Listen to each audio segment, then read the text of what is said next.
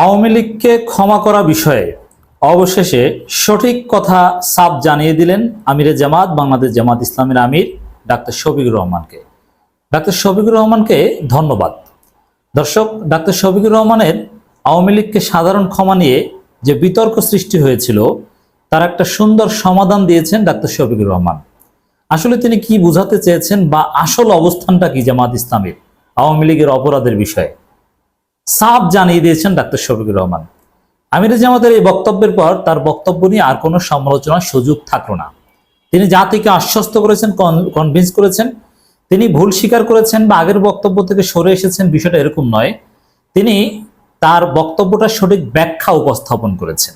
অবশ্যই আগের বক্তব্যের টোনের সাথে এবারের বক্তব্যের একটু পার্থক্য রয়েছে।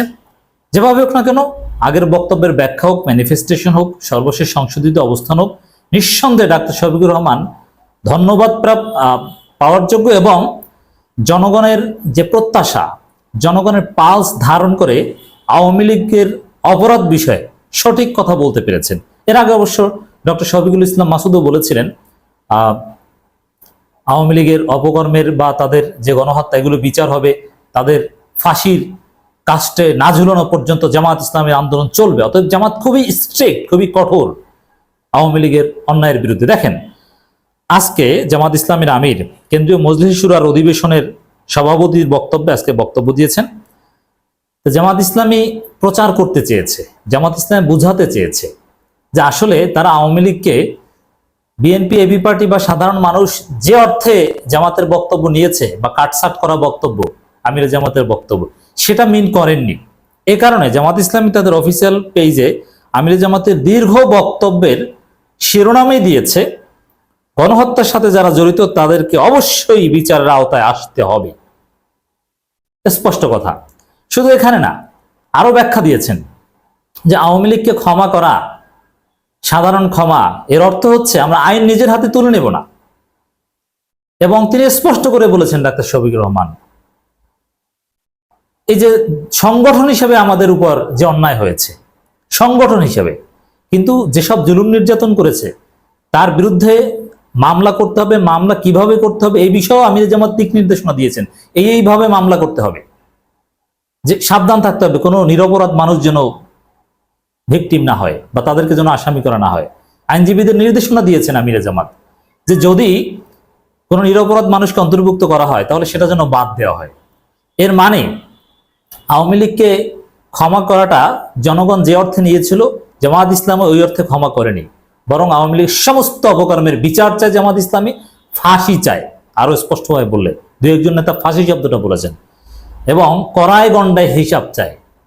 গণহত্যার বিচার হতেই হবে, এটাই ডাক্তার শফিকুর রহমান সর্বশেষ স্পষ্টভাবে সাফ জানিয়ে দিয়েছেন, স্পষ্টভাবে বলেছেন।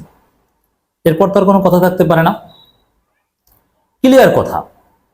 এবং আওয়ামী লীগ কি অন্যায় করেছে, কি অবিচার করেছে, কি ভয়ানক জুলুম করেছে, আজকে মজলিস শুরা অধিবেশনে সভাপতির বক্তব্যে আমির জামাত দীর্ঘ বক্তব্য দিয়েছেন এবং আমরাও শুনে কান্না ধরে রাখতে পারিনি, চোখের জল ধরে রাখতে পারিনি।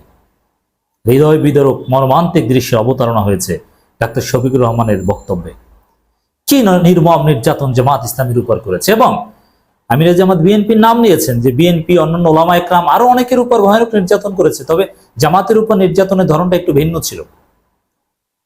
তো দর্শক, এটা দিবালোকে না স্পষ্ট হয়ে গেল যে আসলে কোনো ফৌজদারি অপরাধ এগুলোর ক্ষমা আমির জামাত করেননি।